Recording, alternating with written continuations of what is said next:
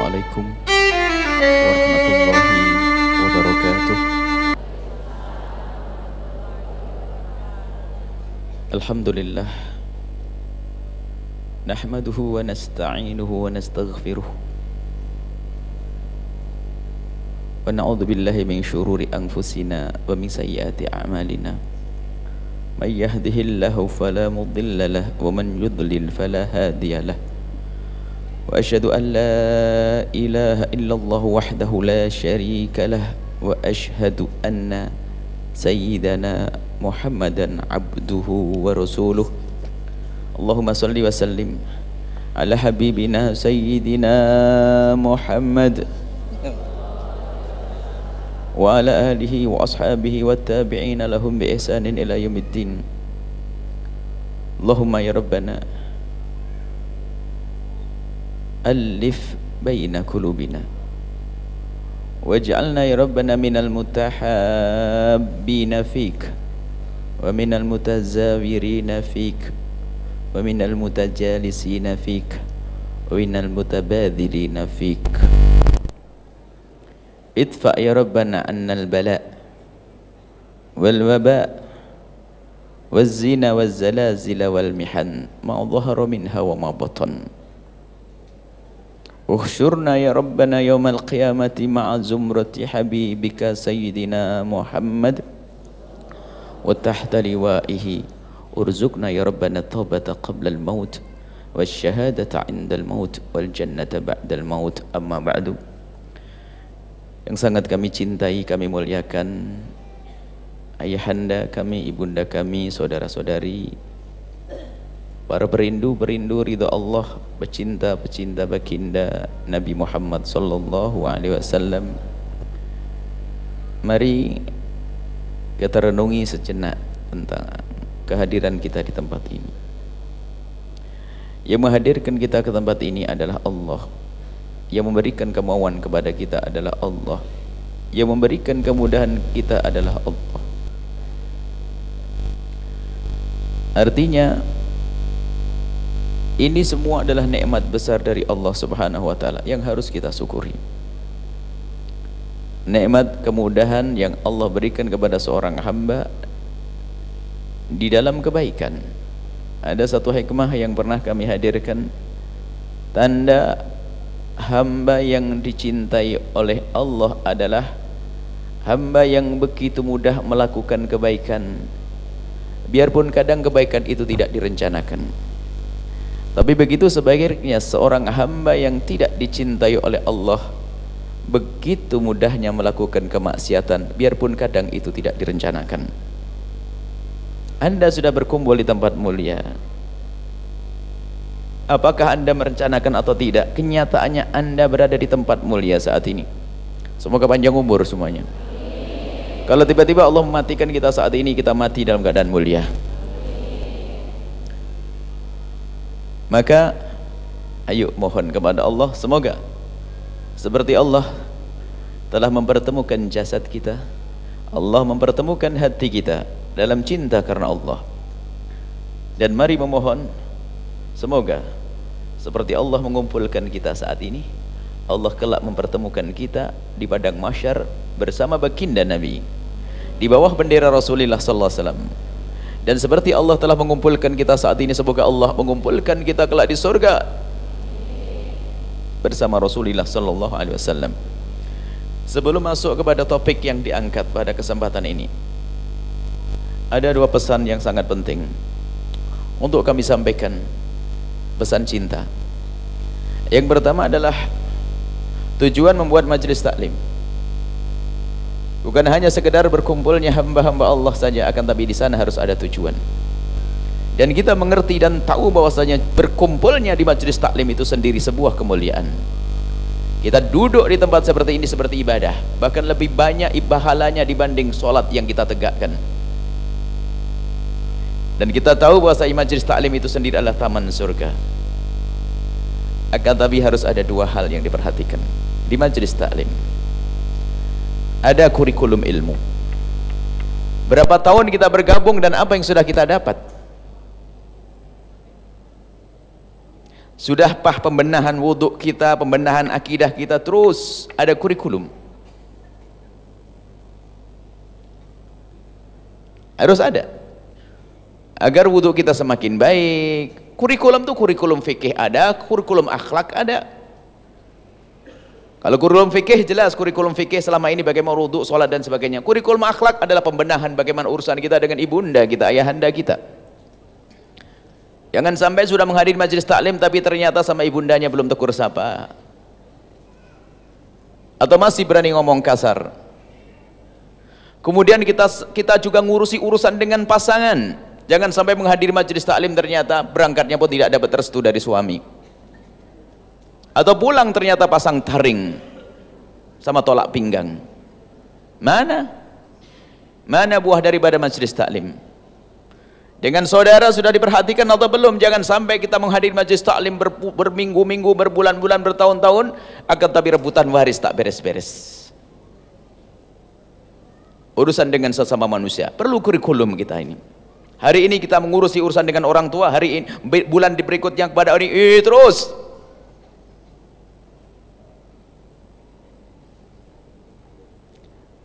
Kemudian urusan dengan pembantu banyak. Bagaimana dengan pembantu kita? Siapa yang paling mulia di antara kita? Pembantu atau saya? Belum tentu. Bisa saja pembantu kita kalau malam menangis karena dosa-dosanya. Kita dikuasai dengan kesombongan karena sebagai seorang bos rendah kita, dia lebih mulia dari kita. Urusan dengan tetangga bagaimana? Perlu kurikulum. Makanya kami usulkan nanti ada ustadz yang rutin bisa memberikan kurikulum ini. Ustadz rutin yang memberikan kurikulum hari ini. Hari ini ustadz A, hari ini ustadz B, hari ini ustadz C, atau yang diomongin ini kita berkenalan dengan ustadz, mencintai ustadz boleh, akan tapi apa yang kita dapat setelah itu? Makanya majelis kami itu saya senang majelis rutin, biarpun 2 orang, tapi alhamdulillah tidak ada yang 2 orang. Saya senang majelis rutin karena apa? Ada penambahan. Hari ini kau belajar apa? Minggu depan belajar apa? Terus ada kurikulum. Kan begitu yang namanya belajar. Bukan hanya sekedar tren kita punya majelis. Wah, majelis terbesar se-Jawa Barat, majelis tertua se-Jawa Barat, majelis yang sudah didatangi oleh malaikat-malaikat. Bukan itu, kita bukan berbangga tentang majelis, tapi ada kurikulum yang kita cari, kita ingin ada yang kita tuju. Itu penting. Sehingga kita pulang ke rumah ada yang kita bawa untuk nasihati anak. Hari ini saya dapat nasihati anak, hari ini waktu terlalu sempit untuk kita karena kita disibukkan oleh selain Allah. Urusan dunia, urusan ini, urusan itu.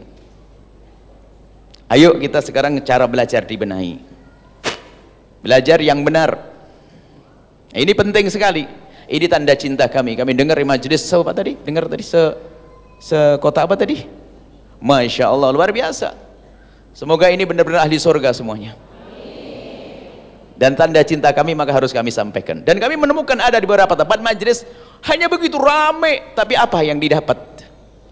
Pahala ya, pahala ya, pahala ya. Tapi kan kita bukan saja untuk baik sendiri. Saya harus baik dengan saudara saya kan. Saya harus baik dengan tetangga saya. Saya harus baik dengan suami saya. Saya harus baik dengan pembantu saya. Bahkan ada sebuah majelis, sempat saya tanya kurikulumnya apa? Enggak ada Buya yang hadir. Terus apa? Ini majelis selawat. Selawatan dok, selawat hebat, selawat bisa dibaca sendiri. Tapi ilmu harus dari guru. Karena namanya majelis selawat dok, enggak ada ilmunya. Ulama dulu mengumpulkan orang untuk diberi ilmu. Makanya ulama dulu ada nasyid, qasidah, dihadirkan semuanya. Kalau sudah orang datang dikasih ilmu. Dan ilmu itu harus ada berkembang. Makanya ada sebuah majelis selawat besar yang kami datang. Jangan tentang majelis selawat, sebab majelis ceritanya selawat lagi, selawat lagi, selawat lagi. Mana tambahan ilmu? Wong sudah ahli selawat dia. Tinggal ditambah ilmunya. Majelis selawat untuk mengumpulkan orang.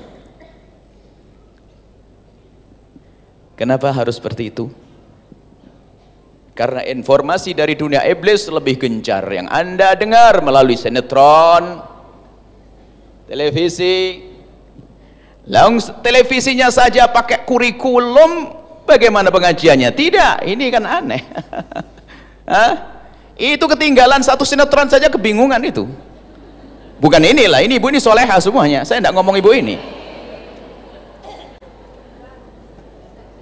Bagaimana belajar nggak pakai kurikulum harian? Makanya kami himbau harus ada ustadz tetap. Jangan hanya sekedar misalnya Ustadz Fulan, Ustadz Fulan, Ustadz Fulan, Ustadz Fulan dari Amerika besok, besok dari Jepang, besok dari ini. Kita perlu apa yang datang? Mungkin kita. Kemudian pemantapan akidah.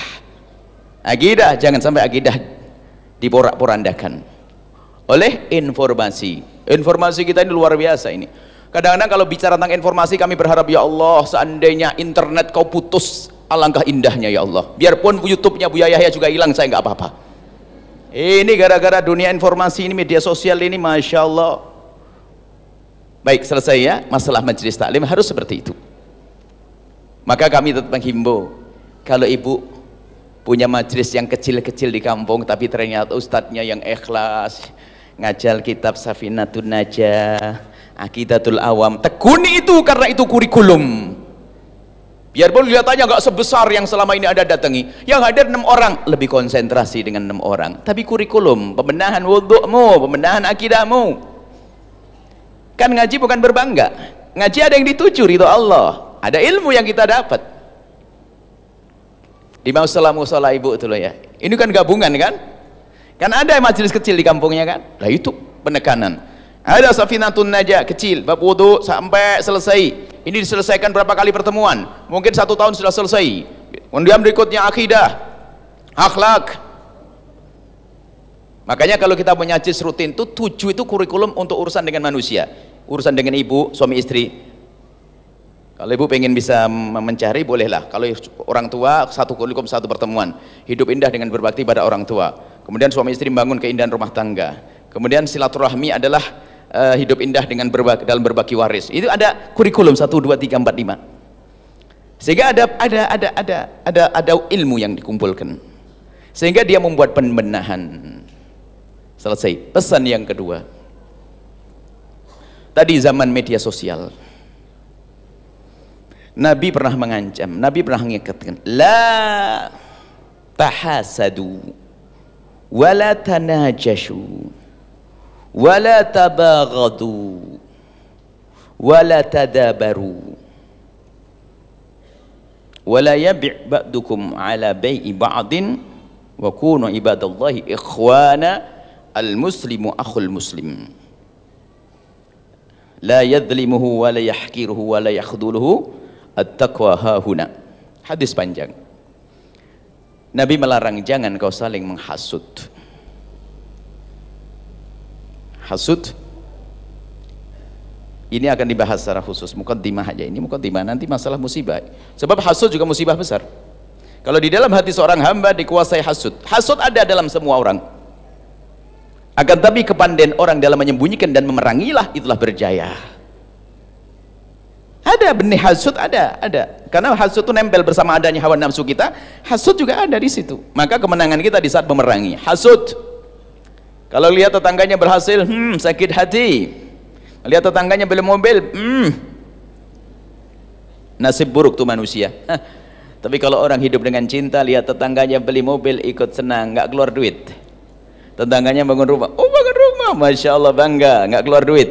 Enak bener tuh orang baik hati. Tapi itu si hati busuk, sakit terus setiap saat. Na'udzubillah. Tahasadu hasud. Wala tanajasu. Tanajus itu begini, Bu. Untuk nipu orang lain dalam jual beli, misalnya ada orang buka toko, jualan harganya itu misalnya 10.000. Ini ada yang pura-pura datang membeli harganya 15.000. Biar orang lain tertipu. Padahal yang beli temannya sendiri, nggak beli beneran. Wah, beli. Akhirnya orang yang baru, wah, orang pada beli. Akhirnya ikut tertipu. Maknanya apa? Isyarat dalam berbisnis harus benar-benar jujur. Jangan menipu, jangan berbohong. Kemudian kita lanjutkan singkat, wala tabaghadu. Nah, ini akan penekanan kami di sini. Wala tabaghadu, jangan engkau membuat sesuatu yang menjadikan orang saling membenci, saling bermusuhan. Sampai di sini saja sudah luar biasa. Panjang ini kisah. Wala tabaghadu, wala tadabaru. Tabaghadu sama tadabur sama tabaghud. Tadabur, saling membelakangi. Artinya apa? Jangan kau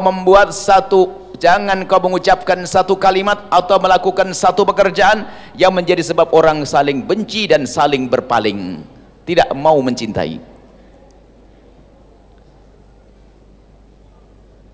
Sampai wala yabi' ba'dukum ala bai'i ba'din, kalau sudah ada orang jual beli sudah selesai, jangan kau ganggu, jangan kau batalkan, jangan membeli ini. Jangan beli itu kemahalan, sini aja belinya. Sudah jadi. Ya kan begitu. Berapa belinya harganya? 7.000. Ah 7.000, saya yang jual 6.000. Jual ke saya, beli ke saya aja. Wah, ini ngerusak. Nah, ini ada model begini. Akuna ibadallahi ikhwana. Jadilah engkau hamba Allah yang saling bersaudara. Al-muslimu akhul muslim, seorang muslim dengan muslim yang lainnya bersaudara. La yadlimuhu, tidak boleh saling berbuat zalim. Wa la yahqiruhu, tidak boleh merendahkan. Wa la yakhdhuluhu, tidak boleh meremehkannya. Kemudian lanjutannya at-taqwa hahuna. Nabi mengatakan takwa itu di dalam hati, bukan action zahir, bukan, tapi at-taqwa hauna, dari pancaran hati, yang saling mencintai, yang saling menghargai, yang saling menghormati, yang saling rindu untuk membantu. At-taqwa hauna. Baik, itu hadis panjang. Itu ternyata itu hadis tentang urusan dengan sama manusia. Baik, saya masuk nasihat yang kedua, saya masuk dalam urusan media sosial dan keadaan negeri ini. Sebentar lagi kita pemilihan presiden, kemarin pemilihan gubernur, sebelumnya bupati, sebelumnya lagi pemilihan ketua RT. Setiap hari kita terancam kepada permusuhan.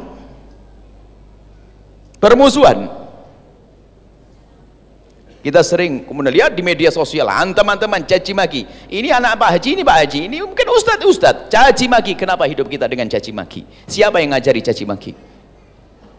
Hentikan caci maki. Kalaupun berbeda pilihan, hendaknya kita tetap membangun cinta. Kalau kakek Anda meninggal dunia, yang datang Pak Prabowo atau Pak Jokowi? Tetangga yang datang kan? Lah kok musuhan sama tetangga, ini gimana? Ayo. Kalau anak Anda sakit, yang datang siapa? Pak Prabowo atau Pak Jokowi? Tetangga sama saudara. Lah kok musuhan gara-gara Pak Prabowo sama Pak Jokowi? Lah kok Anda musuhan, ini bagaimana? Ini Anda ini berakal atau enggak ini? Wah, kejem banget omongan Buya ini. Kita belum bangun cinta. Beda pilihan, tapi jangan sampai kita bermusuhan. Berjanji mulai hari ini Anda jangan mengucapkan kalimat yang mencaci orang muslim. Dan jangan gunakan jemari Anda mengetik untuk membuat permusuhan. Komentar-komentar sudahlah. Jangan biasakan komentar, sudah diam. Kalau dia orang nggak benar, jelek, doain semoga Allah beri hidayah, ampuni, selesai. Kita perlu menjaga amal kita, jangan habis kita dengan komentar yang jelek. Kalimat yang Anda ucapkan sekali bisa saja tersebar. Dan ingat, jadilah Anda juru damai. Innamal mu'minuna ikhwatun, Anda itu bersaudara. Lalu menjadilah engkau juru damai. Fa aslihu baina akhwaikum. Kalaupun ada orang bertikai, hendaknya kau jadi juru damai. Ini malah jadi qatat, fatan, pemecah belah. Ada orang menjadi juru fitnah, naudzubillah. Kalau Anda jadi juru damai, maka Allah akan berikan kedamaian di dalam diri Anda, kedamaian di dalam keluarga Anda, kedamaian di dalam masyarakat. Anda damai di dunia dan di akhirat. Tapi hati-hati, jangan sampai Anda menjadi sebab orang bermusuhan, mengadu domba dengan kalimat-kalimat yang Anda tulis. Allah Maha melihat, Allah Maha tahu. Kalau ada seorang suka mengadu domba, akan diadu di dalam rumahnya sendiri. Dia tidak lama akan dihukum di dunia sebelum di akhirat. Itu mengadu domba, itu penfitnah, tidak lama dia. Kalau hanya dihukum di dunia mah tidak berat, maka hati-hati mau ngomong masalah musibah. Kalau hanya dihukum di dunia nggak seberapa, tapi yang mengerikan kalau dihukum di akhirat. Naudzubillah, caci maki luar biasa. Coba, saya tidak bangga kalau ada orang menyanjung saya, tapi ternyata tiba-tiba di belakangnya nyaci orang lain. Enggak, saya tidak mengajarkan seperti itu, dan saya tidak belajar seperti itu. Pengadu domba. Maka zaman ini sudah zaman begini, maka zaman internet, zaman ini subhanallah, apa saja bisa masuk ke HP Anda. Baik, ayo kita tata hati kita. Jangan sekali-kali mengucapkan kalimat kotor untuk saudara kita yang seagama. La yahqiruhu, tidak merendahkan. Wa la yadlimuhu, tidak akan berbuat zalim. Wala yakhuduhu, tidak boleh merendahkan. Mungkin dia bejat hari ini, tapi sekali lagi dia ahli la ilaha illallah, bisa saja di akhir hayatnya Allah berikan hidayah. Ini untuk menjaga, sebab ilmu ini akan berlaku sampai kapanpun, sebab anda akan selalu dilanda godaan ini. Habis pemilihan presiden, pilihan apa lagi nanti? Bupati kan, terus setiap 5 tahun ada di, bukan 5 tahun, setiap 2 tahun sekali kayaknya, bupati, gubernur, kuwu dulu. Setiap hari kita harus seperti itu. Maka sekarang ilmunya ini, ilmu ini bisa dipakai siapa saja dan kapan saja. Jangan biasakan menanamkan kebencian, jangan membenci. Kalau buat anda tidak cocok dengan seseorang, tidak setuju dengan seseorang, nggak ada perlunya membenci. Kita perlu bangun cinta. Doakan dengan doa kebaikan, jangan sekali-kali mendoakan dengan doa kejelekan kepada siapapun. Biasakan seperti itu. Orang yang berbuat jahat kepada anda, kesempatan bagi anda untuk mengadu kepada Allah, panjatan doa, doa kemuliaan untuk orang tersebut. Oh hebat sekali lah, kekasih Allah. Jadi waliullah yang berjalan di atas bumi itu nggak usah tandanya macam-macam. Tandanya itu loh, disakiti malah mendoakan dengan doa baik. Salamatus sudur, hatinya selamat. Ada orang pinjam duit kepada anda, sudah pinjam hilang lagi, nggak ada kabarnya, dicari nggak, wah ditelepon malah marah-marah. Tak taunya anda di malam hari menangis, ya Allah itu saudariku pinjam duit nggak balik-balik, ya Allah tambahlah rezekinya ya Allah, semoga suaminya tambah cinta ya Allah, jadikan anaknya soleh-soleha. Bisa nggak gitu? Susah. Ya, terus mau gimana? Mau nyaci maki juga sama dong dengan dia nanti. Ini perlu belajar menjaga hati. Kalau anda sudah bisa belajar seperti itu, yang menyakiti pun kita masih bisa bertahan. Tabah, tidak keluar kalimat kotor dari kita. Masya Allah, ini mulia. Anda pun senang dengan orang seperti itu. Yang masih jomblo, kalau seandainya ada 2 anak gadis cantik-cantik, ayo suruh milih ini. Di hadapanmu 2 pilihan anak gadis cantik-cantik. Wah, rekening yang sama, banyak rekeningnya, duitnya banyak, cantik, Masya Allah. Cuman yang satu, kalau sudah marah itu langsung, demi Allah aku tidak rela sampai hari kiamat, sampai neraka tak tuntut nanti. Itu yang pertama, cantik tapi. Ayo, yang kedua, Masya Allah, didolimi, Masya Allah. Ya Allah, semoga Allah ngampuni dia. Ya Allah, berikan kesadaran ya Allah. Ya Allah, pilih mana? Yang kedua, yang pertama jelek, makanya jangan kayak begitu, marah sedikit saja, demi Allah tak tuntut nanti di akhirat. Model apa ini? Nggak laku kau nanti. Yang jomblo itu, suamimu tambah sedih dengan dirimu. Jadilah orang yang lapang hati, mudah memaafkan. Ini kunci dalam bergaul. Di dunia yang banyak setan itu, setan menjelma dalam bentuk internet, setan menjelma dalam bentuk HP, WhatsApp segala macam. Itu kan setan. Makanya tadi kita ngomong, kalau seandainya Allah tiba-tiba punya takdir, wah internet hapus semuanya, seluruh dunia, ajib, enak, nggak ruwet. Zaman dulu lagi aman. Baik, ini nasihat, tolong hati ya, jangan sampai permusuhan di antara kita. Ini memang membenahi hati ini, masalah tadi itu pertemuan khusus. Nanti kalau ada pertemuan lagi itu 1,5 jam itu nanti. Kalau ngaji sekarang 1 jam minta semuanya ya tidak bisa lah ya. Nanti ada pertemuan lagi 1,5 jam, bagaimana menjaga hati kita agar kita tidak bermusuhan dengan saudara. Mau dikasih itu enggak sekarang? Itu sekarang. Nah ya sudah, dikit aja saya tambah. Nanti masalah musibah akhir gampang. Musibah itu enteng, musibah dunia enteng.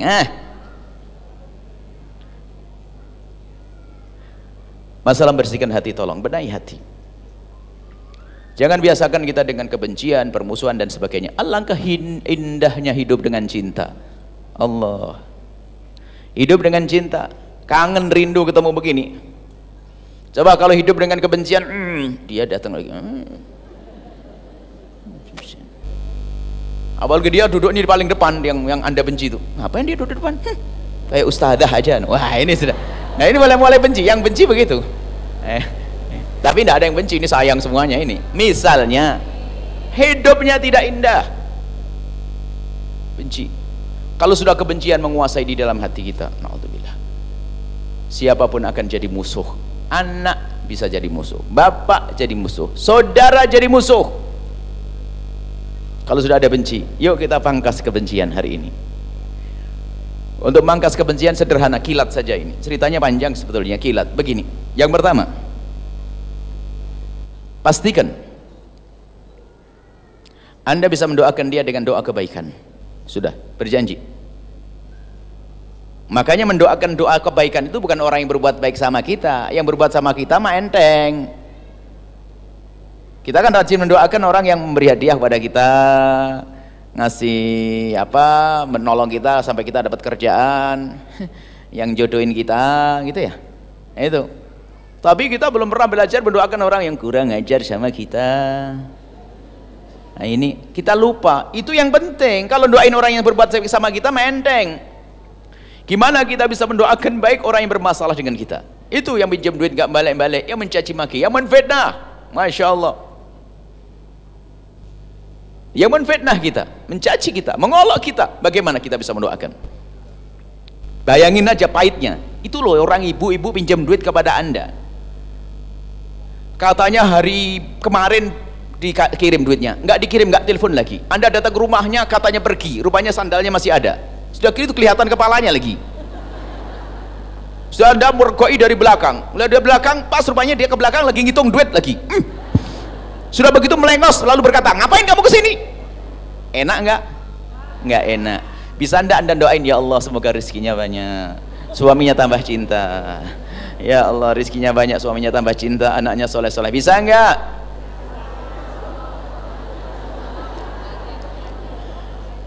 Yang ngomong bisa itu banyak bohongnya itu. Ayo, mana yang bohong tadi? Ini perlu operasi berat, Bu. Ada yang hamil tua lalu berkata, Pak dokter saya mau disesar gak usah pakai bius. Ada enggak? Ya tadi yang ngomong tadi langsung bisa tadi itu. Oh ini operasi dalam kok ini iya aja itu. Kita perlu belajar benar sekarang. Mau dikasih obat bius enggak? Mau membersihkan hati? Operasi. Doain orang kurang ajar sama saya. Gimana Bu ya, nggak kebayang Bu ya, dia jahat banget, keterlaluan. Masya Allah. Baik, sederhana, ada Ibu, sederhana. Resepnya dari Nabi loh ya. Resepnya dari Nabi, bahwa Nabi mengatakan, ma min abdin muslimin yad'u li akhihil muslimi ala dhaghril ghaibi ila waqala al malaku walaka bimithlin. Kalau Anda mendoakan orang lain waktu orang itu nggak ada di depan Anda, atau punya masalah Anda dengan dia, maka malaikat langsung memohon kepada Allah, ya Allah kabulkan untuk yang berdoa. Maka kata ulama-ulama, doa yang sangat mudah dikabul itu adalah doa untuk orang-orang yang tidak ada di hadapan Anda, atau Anda mendoakan untuk orang yang kurang ajar sama Anda, malah malaikat mendoakan Anda dapat duluan. Mau nggak? Sudah mulai masuk obat biusnya. Sudah mulai. Makanya kata guru-guru kita, justru kalau ada orang kurang ajar kepadamu, jadikan itu kesempatan ngadep kepada Allah. Awas ya, kurang ajar banget sama saya, nanti malam ya. Anda banyak utang rupanya. Ya Allah, jangan sampai orang yang kurang ajar sama saya punya utang, ya Allah. Kasih rezeki yang banyak ya Allah. Malaikat menjawab, kamu dapat duluan. Hadis sahih Imam Muslim meriwayatkannya. Yang percaya percaya. Bahkan sampai dikatakan oleh para ulama, ada satu doa yang sangat mudah dikabul oleh Allah, tapi sangat dilupakan oleh hamba Allah, yaitu doa dengan cara mendoakan orang-orang yang bermasalah dengannya, agar tidak berubah menjadi kebencian. Doain dengan doa kebaikan. Bisa? Nah, insya Allah masih kurang dosis tinggi karena terlalu parah penyakitnya. Pastikan, tidak usah. Tidak usahlah kita mendendam, doain. Bahkan mujarab, kalau ada orang bermasalah sama itu, wah ini lumayan, mulai kemarin kita minta kepada Allah belum dikasih-kasih, ini ada orang kurang ajar sama saya, nanti malam ya sholat barokah, ya Allah itu kurang ajar banget sama saya, ya Allah memfitnah saya, ya Allah berikan rezeki yang banyak, anaknya soleh-solehah ya Allah. Baik, Nabi kalau berbicara tidak pernah salah. Wa ma yantiqu 'anil hawa in huwa illa wahyun yuha. Nabi berucap dengan wahyu. Sudah amalkan saja. Yakini dulu ini, kali ini obat biusnya. Yakini kalau Allah akan mengabul kita. Kadang orang mau berdoa gimana? Ya Allah, semoga saya bisa umroh, mau doa di multazam. Kelamaan kapan kau berangkat umroh? Ada doa yang sangat mudah dikabul ini, kelamaan. Ini indah, luar biasa. Buahnya adalah cinta, buahnya adalah hilangnya benci, buahnya apa? Hilangnya dengki. Anda punya toko kecil yang belanja mie 2, beras 2 kilo, 3 kilo. Tetangga Anda tokonya gede yang belanja puluhan juta setiap hari, ratusan juta. Ini kalau tidak pakai obat bius nggak bisa doain begini. Ya Allah, semoga tetanggaku semakin kaya, kaya ahli surga. Wong tokonya sendiri kecil. Tapi kalau sudah pakai obat bius, mudah. Ya Allah, tetanggaku kaya banget ya Allah. Yang belanja sehari banyak sampai puluhan ratusan juta. Jangan sampai dunianya menjadikan dia masuk neraka ya Allah. Jadikan dia orang kaya ahli surga ya Allah. Jadikan orang kaya yang soleh ya Allah. Jadikan rizkinya penuh berkah ya Allah. Runtuh. Dengki Anda mulai hilang perlahan. Benci Anda mulai hilang perlahan. Lagi-lagi malaikat semua mengatakan, kamu juga akan mendapatkan rizki seperti itu. Makanya kenapa kok toko saya kecil banget? Tidak pernah doa begitu. Makanya nyungsep terus. Doa ini dan membersihkan ini. Kalaupun seandainya Allah tidak memberikan berhasilan dunia, tapi kita sudah berhasil di akhirat. Karena hati kita bersih. Yang datang kepada Allah biqalbin salim, hatinya bersih, nggak punya dendam, nggak punya dengki. Masya Allah, indah. Ketemu ini senang.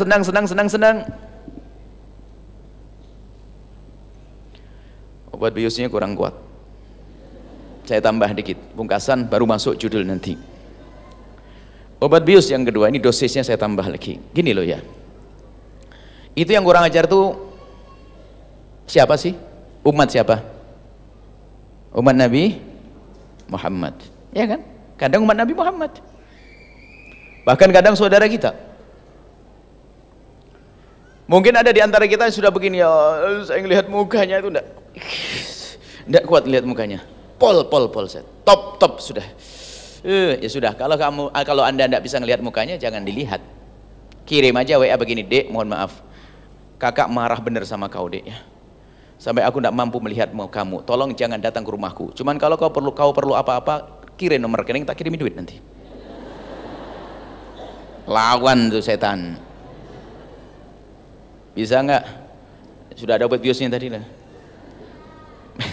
Sekarang saya tambah obat biusnya biar mateng. Kalau ada orang berbuat jahat, kalau Anda memberi hadiah juga, tahabu, ini termasuk bagaimana agar hilang yang namanya penyakit hati. Orang bermusuhan kalau tambah diomongin, tambah jadi. Anda musuhan sama orang, cerita sama orang, dia tambah, iya benar begitu, tambah mantep bencinya. Memang dia dari dulu dia nggak punya kawan, musuh semuanya. Bener nanti saya musuh dia. Wah, tambah jadi dia. Tapi kalau Anda panjatkan doa, beres. Kemudian obat bius yang terakhir sebelum masuk judul. Nanti ada kisah ibu. Anda akan mengalami semuanya di padang mahsyar para bapak. Padang mahsyar itu dahsyat. Di padang mahsyar yang dikatakan matahari hanya 1 mil itu adalah kayak mata celak. Anggap saja sejengkal di atas kepala kita. Celak mata. Sejengkal di atas kepala kita. Panasnya di padang mahsyar. Berapa tahun? Ribuan tahun di padang mahsyar. Bermacam-macam model manusia. Ada yang keringatnya itu ngerembes sampai 70 tahun ke dalam kalau dikatakan. Jadi ke dalamnya, tembusnya ke dalam itu keringatnya. Ada yang keringatnya naik ke atas sampai lututnya, ada yang keringatnya sampai perutnya, ada yang berenang di atas keringat, di darah yang macam-macam pokoknya. Orang datang dengan amalnya. Panas. Begitu dahsyatnya keadaan di padang mahsyar sampai orang di padang mahsyar itu ngerti. Ada surga, ada neraka, ada padang mahsyar. Lalu yang di padang mahsyar begitu capeknya di padang mahsyar, ada sampai yang ngomong begini, ya Allah, aku capek di padang mahsyar. Keluarkan saya dari padang mahsyar ini ya Allah, biarpun harus ke neraka. Nggak ngerti di neraka kalau lebih pedih lagi. Begitu dahsyatnya padang mahsyar. Nggak ada warung, nggak ada ini, haus terus. Muqaddimah siksa di neraka bagi orang yang tidak beriman. Cuma ada beberapa kelompok manusia di antaranya. Ada sekelompok manusia yang dipanggil oleh Allah, dan semoga Anda mendengarnya. Dan tidak semua mendengar seruan ini. Allah menyeru dalam hadis Imam Abu Hurairah beriwayatkan, hadis qudsi sahih. Ainal mutahabbuna bi jalali. Allah memanggil, mana hamba-hambaku yang hidup di dunia nggak nyimpan dendam dan dengki, yang hidup dengan cinta mana? Yang di dunia seperti Anda ahli mahabbah, ahli cinta, langsung mendengar kami ya Allah. Tapi yang di dalamnya ada benci, dengki, tidak mendengar. Dan yang mendengar seruan Allah ini tiba-tiba langsung bersama kelompoknya berkumpul. Setelah berkumpul ini orang-orang yang ahli mahabbah, ainal mutahabbuna bi jalali, Allah menyeru, mana orang yang hidup di dunia dengan cinta tanpa ada benci dan tidak menanamkan kebencian, tidak menfitnah. Berkumpullah orang itu. Al yauma udhilluhum yauma la dhilla illa dhilli. Allah berfirman, hari ini akan aku beri perlindungan yang tidak ada lagi perlindungan kecuali dariku. Seketika itu anda setelah berkumpul karena anda ahli mahabbah, amin, setelah anda berkumpul Allah beri payung. Mana matahari yang katanya menyengat itu? Hilang semuanya. Kemudian setelah itu digiring ke telaga Nabi. Setelah digiring ke telaga Nabi, semua minum dari air telaga tersebut. Dan siapapun yang minum air telaga itu tidak akan haus selama-lamanya. Kemudian setelah itu apa? Disuruh meluncur menuju surga. Pergi kau rombongan ini ke surga. Bagaimana cara meluncurnya ke surga? Yang padang mahsyar bagi pendosa-pendosa butuh waktu puluhan ribu tahun, tapi bagi orang yang hidupnya dengan cinta saling memaafkan itu, melewati padang mahsyar digambarkan oleh Nabi, ma baina dhuhri wal asri, seperti antara waktu duhur dengan asar, meluncur seperti kilat langsung menuju surga. Itu adalah anda, amin. Kemudian kami merenung, kalau sudah begitu kisahnya, masa saya akan menuntut kalau orang berbuat salah? Jangan-jangan saya ditinggal, ya Allah itu kurang ajar sama saya, yang lain rombongannya masuk surga, saya masih ngurusi urusan saya, ini telah menyakiti saya, itu mengambil duit saya ketinggalan rombongan ahli surga. Maka mulai detik itu saya sampaikan dengan diri saya sendiri, kalau ada orang buat masalah denganmu, maafkan. Sampai hari ini saya maafkan. Yang nyakiti saya, nyaci maki saya, ngolok saya maafkan, biar saya tidak ketinggalan di rombongan di padang mahsyar. Mau ketinggalan, Bu? Itu mau dimaafkan dia? Mohon maaf. Menuntut di dunia itu sah. Maksudnya begini, kalau dia mengambil hak kita, ada urusan dengan mahkamah, kita menuntut sah, tapi jangan sampai benci. Kalau ternyata gagal kita mengambil hak kita doakan semoga Allah mengampuni dia. Doain semoga Allah berikan kesadaran. Menuntut ya hak kita, mengambil hak kita, tapi tidak boleh dengan kebencian. Nah, sudah begitu sudahlah, tidak usah nyimpan dendam nanti, capek. Apalagi saat berkata sampai tak tuntut nanti di akhirat, ketinggalan. Mau nuntut di akhirat, ketinggalan rombongan kemuliaan. Ini tambahan obat Yus, tinggal sisa impusnya ini. Sudah mulai reda ya? Mulai, maafin ya? Maafin? Yakin? Mantan suami maafin? Mantan istri maafin? Kadang-kadang bermusuhan sama mantan suami yang hancurkan anak, ya enggak? Ini yang begitu, jadi macam-macam ya. Yang tetangga maafin, selesai ya. Apalagi sama-sama satu majlis. Masa satu majlis lirik-lirian? Gelang pakai, majlis saya pakai gelang gede-gede, tasnya ganti-ganti. Ini hadir majlis kok lirik-lirikan, ini model apa itu? Ini ahli surga, amin. Kemudian beginilah, anggap saja gini loh. Kalau marahnya anda kepada seseorang, bungkas gini. Kalau doa gini aja lah. Kalau anda doa susah-susah, Allah kurang ajar banget saya ngelihat mukanya nek. Ya Allah, doanya gini ya. Doanya guyon tapi beneran ya. Ya Allah, saya dengan dia itu sudah tidak kuat ya Allah. Ngelihat mukanya nggak kuat. Tapi saya mohon ya Allah, masukkan dia ke surga ya Allah. Cuman surgamu kan luas. Saya di atas, dia di bawah ya Allah. Ayo. Saya tidak ngelihat dia. Kalau masih nggak bisa berarti anda bukan ahli surga. Wong Nabi Muhammad setiap hari nangisi umatnya agar masuk surga, lalu anda doain masuk neraka, ini model apa anda ini, gitu loh. Sudah selesai ya obat biusnya? Kalau masih belum mempan ini, sudah berarti anda kronis. Selesai ya? Ayo doain. Kalau anda tidak cocok dengan seseorang, doain dengan doa jangan ngetik nih. Ini adalah muqaddimah keindahan insyaallah. Jangan sampai kita punya permusuhan. Kalau hidup saling mencintai indah. Hari ini pun kita menyelesaikan urusan waris nggak beres-beres, urusan ini ya. Naudzubillah, neraka dicari. Kadang-kadang yang paling jahat itu yang paling senang ibadah. Wah, yang paling rebut waris sedang umroh. Lah ini masuk neraka lewat Mekah itu namanya. Wah, rajin ngadain kemuliaan tapi urusan dengan saudaranya nggak beres. Itu ditipu sama setan. Selesai. Sekarang masuk bab musibah. Ada satu hadis Nabi SAW, singkat, karena kalau musibah dunia mah enteng. Kalau anda tidak pengen diuji oleh Allah, masuk surga. Di surga nggak ada lagi ujian. Mau masuk surga? Mati dulu. Nggak bisa kalau mati dulu. Mau mati sekarang? Belum, panjang umur, sehat. Berapa? 100 tahun? Kurang? 110? Oh, ini beneran loh nawarinya ini. Mau 100? Baik, kita akan mati semuanya. Kita akan mati semuanya. Baik, di dunia ini tempatnya musibah, tempatnya ujian. Cuman cara pandang kita terhadap ujian. Ada satu hadis Nabi ini, ajaban. Nabi bersabda, mengherankan, li amril mu'mini, urusannya orang beriman. Orang beriman itu urusannya mengherankan. Inna amrahu kullahu khair. Sesungguhnya urusan orang beriman itu semuanya baik, gak ada jeleknya. In asabathu sarra, kalau mendapatkan karunia nikmat syakar, dia bersyukur, dapat apa? Pahala. Ya enggak?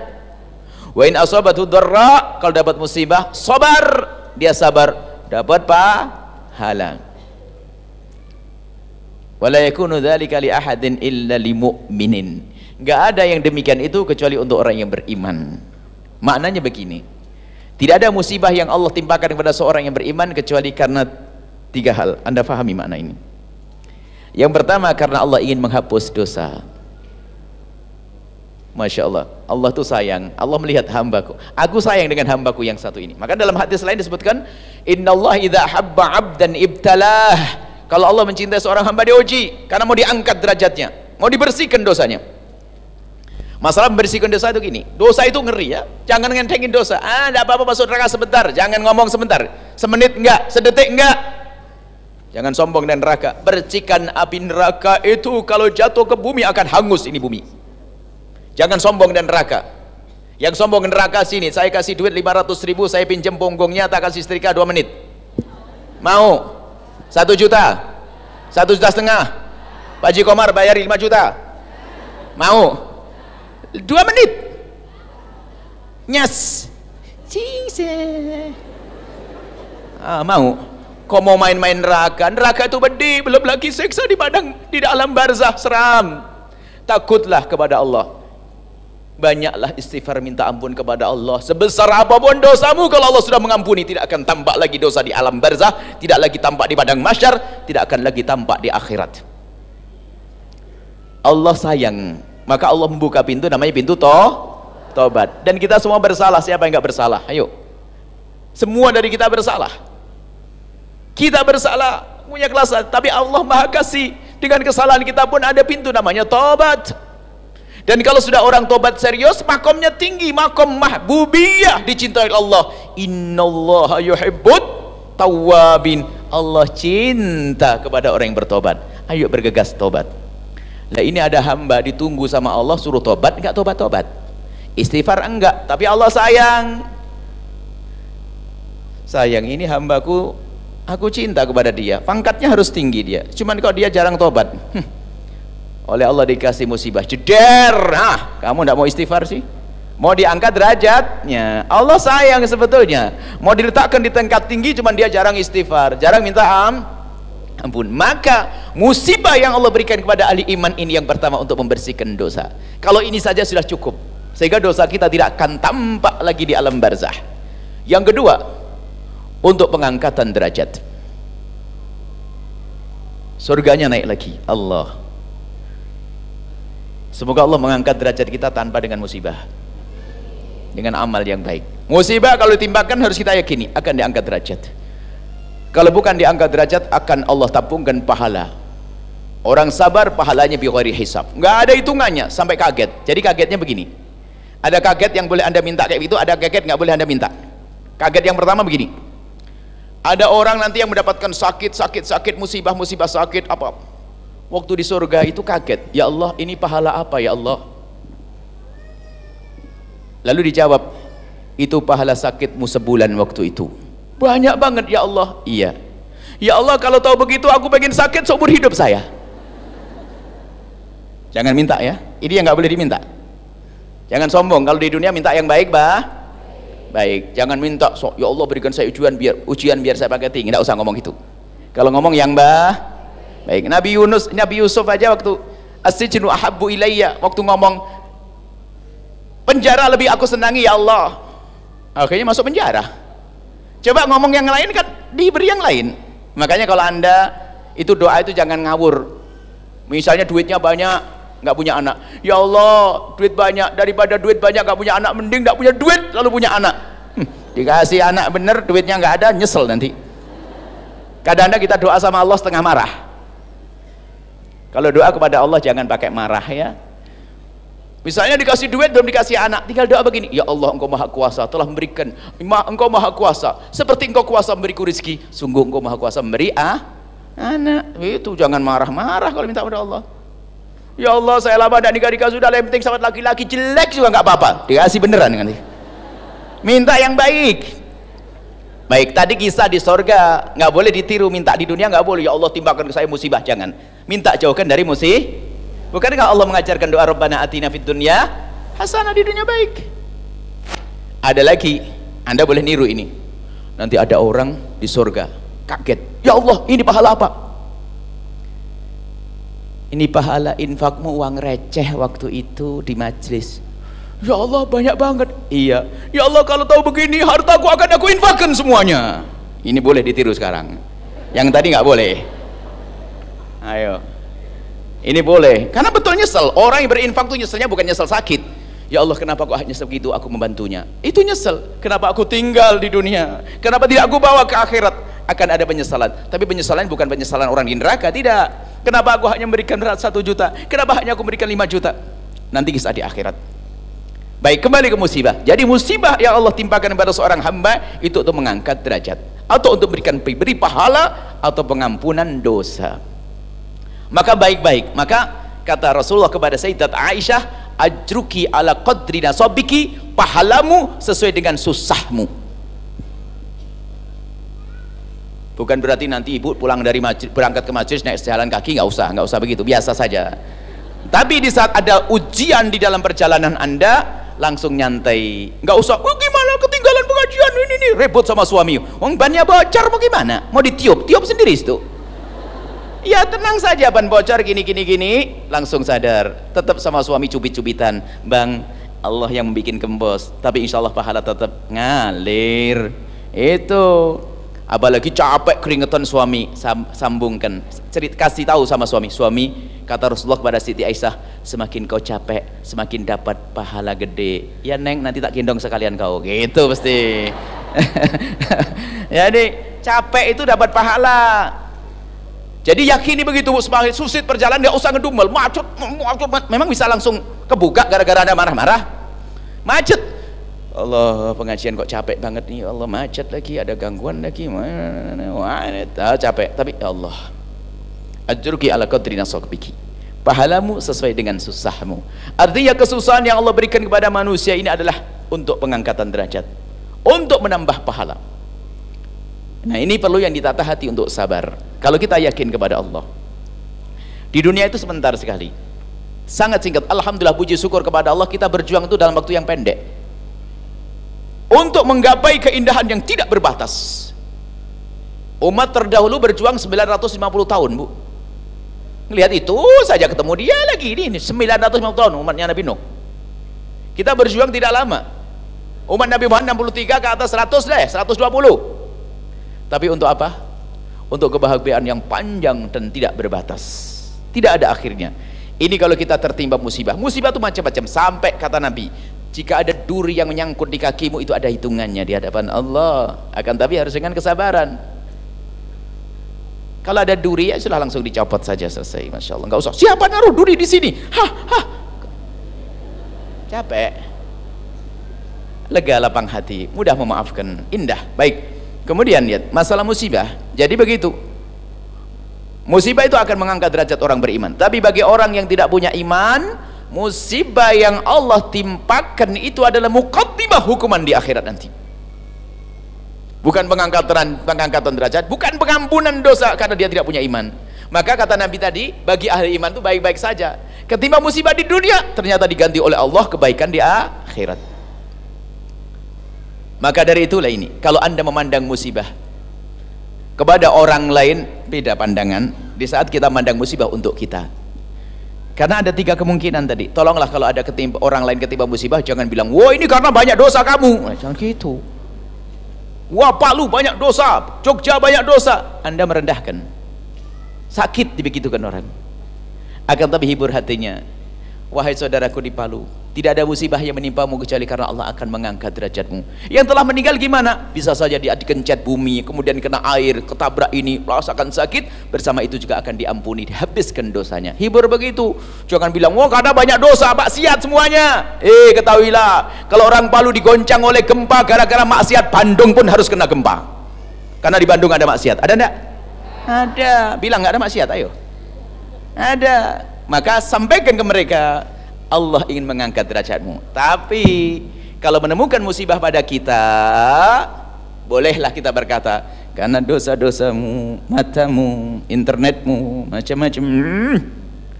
Sekarang ketimpa musibah ngamuk. Ya Allah, kena musibah lagi. Dosa apa yang aku lakukan sampai kena musibah begini? Dosa apa yang aku lakukan? Sudah banyak dosa, nggak sadar lagi.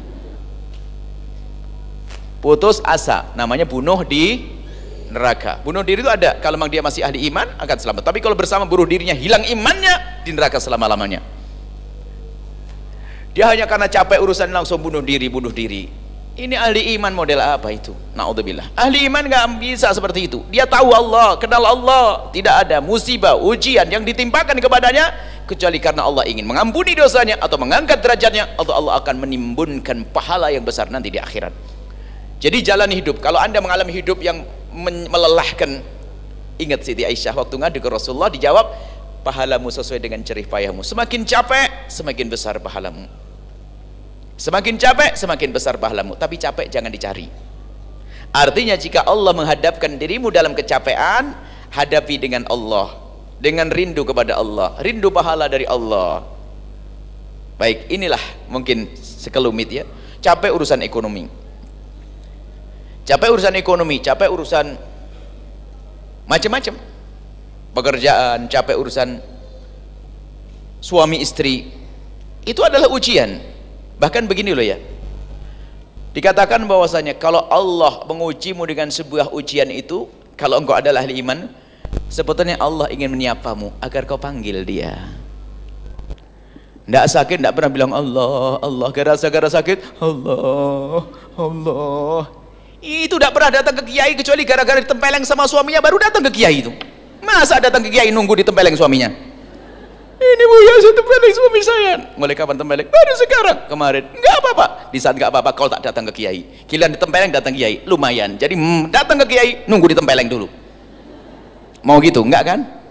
Datang ke tempat mulia jangan nunggu diuji, jangan nunggu sakit, jangan nunggu musibah, jangan, datanglah kepada Allah. Sudah beres insyaallah. Cukup insyaallah, ada tanya jawab mungkin. Jadi jangan menganggap sebuah beban. Di dunia semua adalah beban. Kalau Anda tidak pengen capek nanti di akhirat, nggak ada capek di surga nanti. Amin. Sekarang tuh apa sih yang tidak susah? Nggak punya anak susah, ya nggak? Katanya. Giliran punya anak, ada susahnya nggak? Anaknya sakit susah nggak? Lah kok susah katanya? Nggak punya anak katanya susah. Baik, hei yang punya anak waktu anakmu sakit, lah kok susah? Nah, sama susah. Begitulah hidup di dunia itu, tidak ada yang tidak susah. Susah. Cuma ahli iman menanggapi susah adalah untuk mendekatkan diri kepada Allah. Kita harus mengalami kesusahan. Kalau kita tidak mati, kita akan ditinggalkan. Kan begitu? Ya. Kita pasti kalau tidak kita yang mati, atau kita ditinggal mati. Ditinggal mati susah. Ayo, pasti kita ditinggal mati seseorang. Pasti kita. Ya tadi ya. Pasti ditinggal mati seseorang. Orang yang sakit susah saat itu, tapi ingat, bagi ahli iman, kesusahan yang Allah berikan untuk apa? Untuk diangkat derajatnya. Sudah, kunci itu selesai. Dapat rezeki lagi. Sehingga sampai para orang tua dulu, kalau ketimpa musibah langsung khusnudon pada Allah. Aduh kesandung. Ya Allah sayang, mau diganti rezeki yang banyak. Gitu aja. Waduh gelas pecah, rezeki banyak. Jangan bilang, loh Pak, pagi-pagi gelas pecah. Jangan-jangan anak kita di kos-kosan sakit. Nah ini suudzon pada Allah. Pernah gitu kan? Tidak boleh husnudzon pada Allah. Jeder, gelas pecah. Karena ingat, Allah tidak akan mengambil kecuali akan diganti. Gitu aja. Ini suudon. Mata wah, duit hilang. Salah. Damak banyak rezeki. Gitu aja. Sama Allah suudon terus ini. Ada tradisi di masyarakat kita kalau ada apa-apa langsung, ya Allah, nasi busuk Pak. Jangan-jangan coba telepon anaknya sakit. Sakit beneran. Kok perasaan buruk kok. Kalau ada nasi busuk, Pak, alhamdulillah pagi ini kita akan masak nasi berbaru. Jadi nggak makan nasi nginep gitu aja. Jatahnya ayam biar gak gemuk ayamnya, nanti kita sembelih enak gitu. Ya Allah, nasi busuk, jangan-jangan anak sakit. Ini kan percayaan suudon pada Allah. Kalau ditimpakan musibah kepada kita, langsung husnudon kepada Allah, karena Allah akan memberiku sesuatu yang besar. Sakit, ya Allah, anakku sakit. Allah akan berikan sesuatu yang besar. Yakin. Kalau tidak di dunia, di akhirat. Wallahu a'lam bissawab.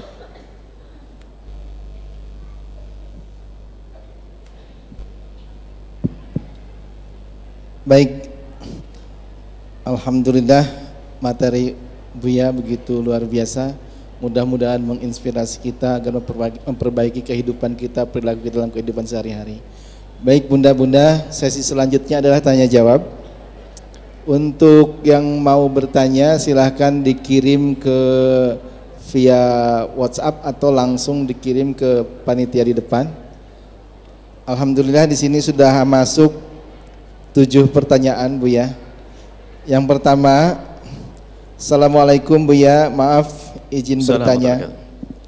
Bagaimana hukumnya kalau suami yang sering sekali berlaku memukul dan berkata kasar, serta mengungkit apa yang sudah diberikan dan menghina? Seringkali kalau marah tidak bertegur sapa, beberapa minggu bahkan bulan. Padahal setiap dia punya salah yang saya memaafkan. Menerima memaafkan, menerima terus dan terus. Sekarang saya enggak kuat lagi minta berpisah, tapi dia tidak mau menceraikan. Saya berpikir daripada hidup bersama takut tidak berkah, mungkin berpisah akan lebih baik. Bagaimana menurut Buya, apa yang seharusnya saya lakukan? Saya istikharah dan tahajud rutin. Barangkali dari Buya saya mendapatkan petunjuk. Sebelumnya saya haturkan jazakallahu khairan. Terima kasih Buya. Wassalamualaikum. Assalamualaikum. Yang bertanya berarti ibu-ibu ya? Berarti nasihatnya untuk ibu-ibu dulu. Yang bertanya dinasihati dulu. Jangan-jangan yang salah dia, bukan suami. Jadi begini loh ya. Kalau ada, karena suaminya nggak datang, kalau suami datang kan enak. Siapa yang salah ketahuan. Karena suaminya nggak datang dan ibu yang tanya, maka saya cek dulu. Jangan-jangan yang salah istrinya, bukan suami. Kita bisa tanya mulai kapan dia kasar. 4 tahun tidak pernah kasar kok Buya. Nah kok setelah 4 tahun jadi kasar, kenapa? Bisa jadi seorang istrinya itu yang bikin masalah. Istrinya lelet, lupaan. Misalnya suami itu sebenarnya nggak gampang marah-marah bener sih. Cuman gara-gara pesennya nggak pernah didengar. Mama telepon, ini sepatu papa tuh di luar tuh tolong dimasukin ya, nanti kena hujan. Iya pak. Giliran suaminya pulang, sepatunya kena hujan. Diangkat sendiri, dibersihin sendiri. Besok seminggu lagi ada lagi pesan, itu baju besok buat rapat ya, jangan sampai lupa itu di luar, takut kehujanan. Iya pak. Pulang kehujanan lagi, lupa nggak diangkat. Mama lupa ya. Sudah pesen tadi. Pertama diem, yang kedua mulai negur, kan sudah pesen. Yang ketiga telepon sudah mulai kasar. Itu ada barang saya di luar, tolong jangan lupa lagi ya, awas ya. Sudah mulai kasar. Gara-gara istri yang bebel. Akhirnya sudah begituin masih juga lupa. Akhirnya pak, maunya gimana sih? Itulah bisa jadi gara-gara istrinya. Mula-mula baik-baik kok, tiba-tiba tidak baik. Mungkin istrinya kurang tanggap, istrinya bebel, istrinya tidak cerdas, istrinya tidak aktif mungkin. Makanya kalau tanya harus siap dinasihati dulu. Ini perempuan kan yang tanya, ibu-ibu nasihati. Maka koreksi dirimu, apakah suamimu nempeleng gara-gara kamu? Kalau orang pegel banget bisa saja nempeleng, karena sudah nggak kuat, dikasih tahu nggak paham. Jangan gunjing orang, masih gunjing. Sinetron itu jangan ditonton, sembunyi-sembunyi di kamar nonton sinetron. Apa tidak bikin marah? Ayo. Kadang-kadang ini, maka koreksi dulu. Kalau ada pasangan marah, jangan serta-merta salahkan dia. Mungkin kita menjadi sebab dia marah. Baik, anggap saja ibunya tidak salah, ke suaminya. Awas, giliranmu.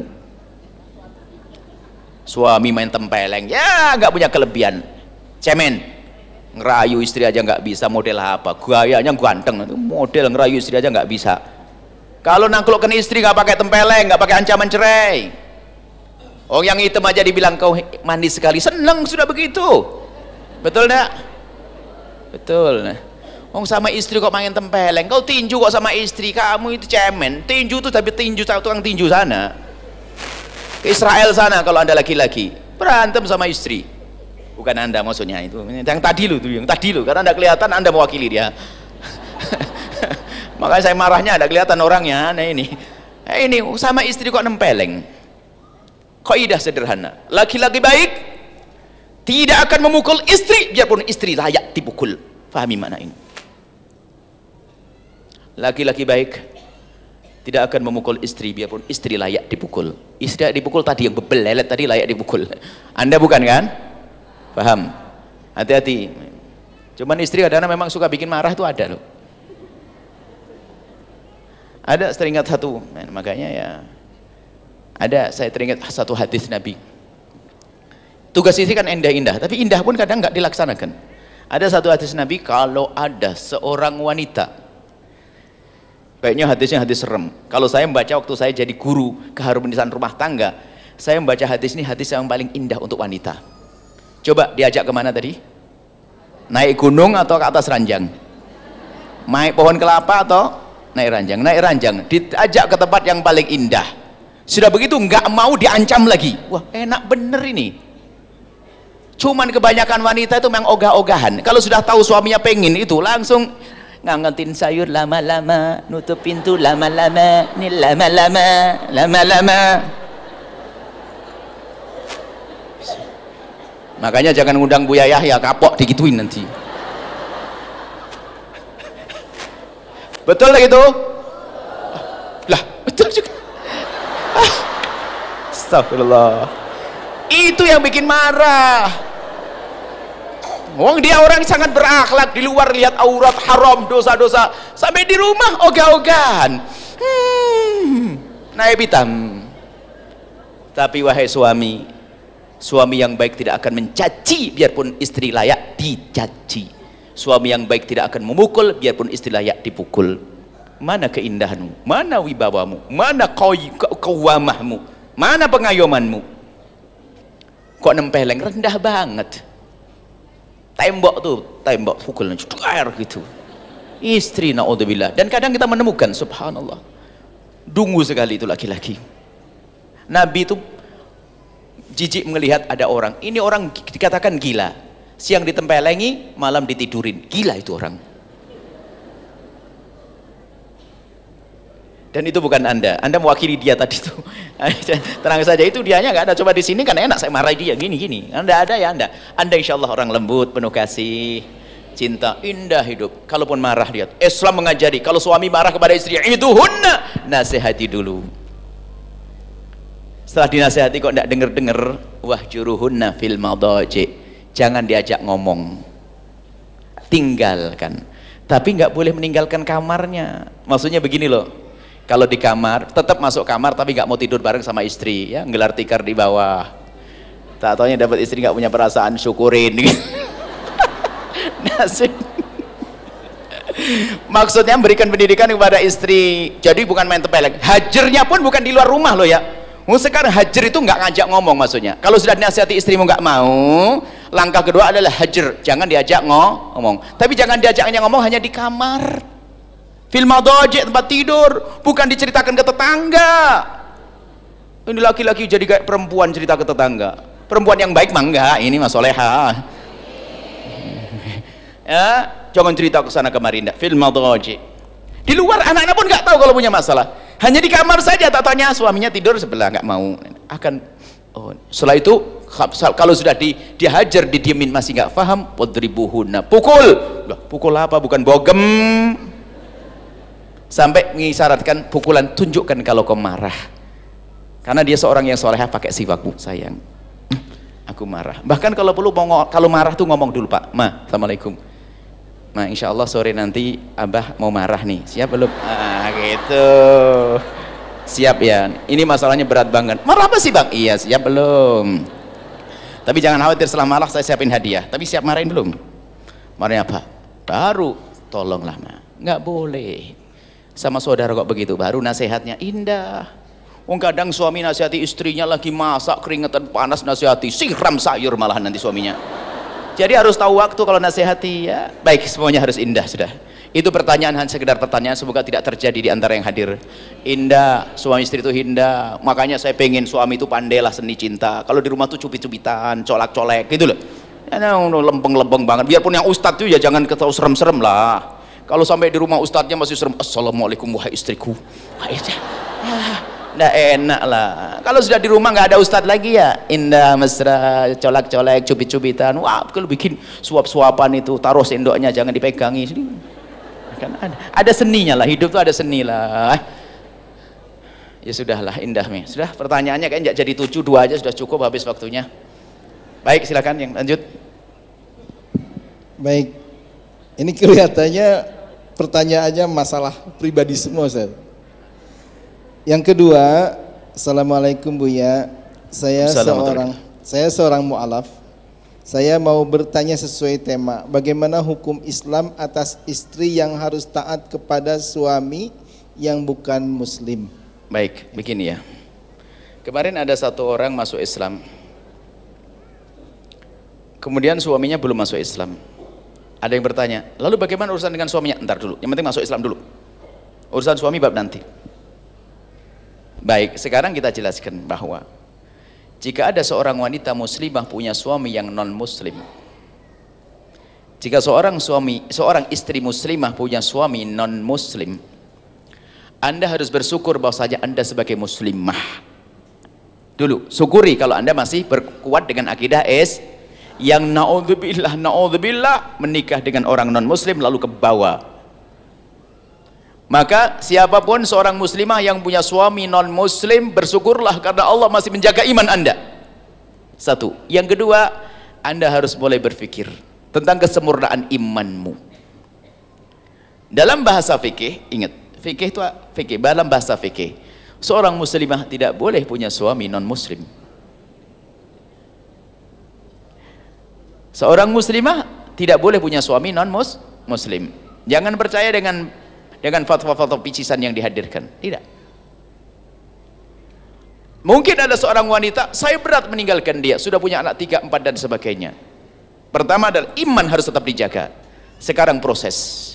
Dalam bahasa fikihnya adalah selagi tidak sah pernikahannya, maka dihukumi seperti perzinaan. Maka bagi wanita yang dalam kondisi seperti itu, hendaknya sudah mulai berpikir bagaimana membawa suaminya kepada Islam secepatnya. Kemudian kalau ternyata pada batas tertentu kok masih tidak bisa, maka ketahuilah kecintaanmu kepada Allah harus lebih besar daripada kecintaan kepada sang suami, sehingga sangat mudah untuk meninggalkannya. Meninggalkan dengan baik-baik, dengan catatan, wahai suamiku, dalam agamaku kita tidak boleh bermusuhan, kita tidak boleh saling caci mengolok, akan tapi ada batasan. Kita tidak boleh berlanjut, dengan bahasa yang baik. Kalau dia punya cinta, tambahkan, kalau kau mencintaiku wahai suamiku, kalau nggak bisa aku tinggalkan, kenapa kau tidak sambung cinta kepadaku, kepada Allah? Kesimpulannya dalam bahasa fikihnya adalah seorang wanita tidak boleh di bawah naungan seorang non muslim dan tidak sah pernikahannya apapun bentuknya.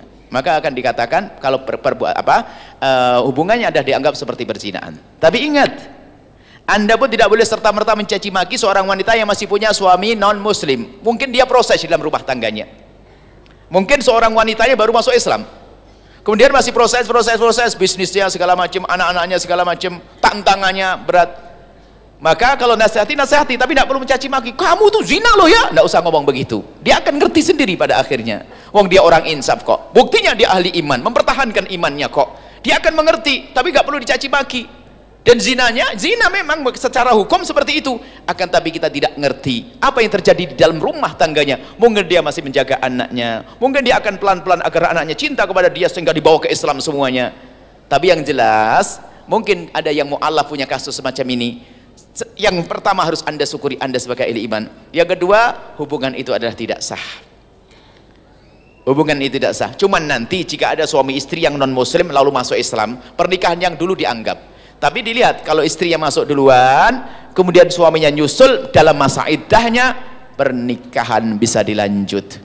Kalau ternyata suaminya tidak masuk Islam setelah masa iddah 3 kali suci kalau seorang wanita punya haid, kalau ternyata sang suami menyusulnya telat, harus pakai akad nikah baru lagi. Adapun akad nikah sangat mudah, insyaallah ya. Yang penting pertahankan iman dulu ya. Wallahu a'lam bissawab. Baik, yang ketiga. Assalamualaikum Buya. Wabarakatuh. Bagaimana caranya memberi nasihat kepada suami supaya tidak marah kalau disuruh sholat ke masjid? Baik, Masya Allah. Gini loh ya, wahai para istri, Anda harus bisa membedakan, para suami dulu kan ya, suami yang dianggap sana. Suami, kalau diajak kebaikan lah, harus patuhlah. Diajak kebaikan kepada Allah. Paling tidak gini loh kaidahnya, siapapun yang mengajak Anda kepada kebaikan itu, kalaupun Anda belum bisa melakukan, sambut dengan kalimat yang baik. Terima kasih. Kalau ada orang ngajak Anda sholat, ayo ke masjid yuk, makasih, Masya Allah, terima kasih, diingatkan. Kalimat itu penting. Istrinya bangunin untuk sholat di masjid, maaf ya sayang, makasih sayangku perhatian sama saya, tapi abang belum bisa. Mungkin karena sakit, karena apa, tapi ucapkan kalimat terima kasih dulu kalau Anda diajak kepada kebaikan. Kenapa? Kalau Anda buru marah, khawatir Anda menolak kebaikan, dan kebaikan akan dijauhkan oleh Allah selama-lamanya. Ucapkan terima kasih dulu, makasih yang diingetin. Satu. Kemudian wahai istri yang solehah, Anda harus bisa membedakan mana yang wajib dan mana yang sunnah. Kalau babnya sunnah itu juga ada caranya ya, jangan ke sunnah keras-keras. Yang wajib pun juga ada caranya lembut. Anda itu jadi wanita itu jangan modelnya tok kayak Masya Allah tapi nggak punya seni cinta. Seni bercinta itu penting. Kalau bangun ini suami ya jangan pakai buang-buang ya, coba digigit kupingnya.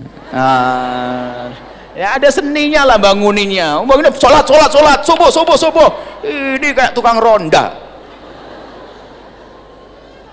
Ada seni bu yang soleha, seni gigit kupingnya, atau Masya Allah pokoknya ada seni-seninya, jadi dia tersanjung begitu kan ibu kalau bangunin suami?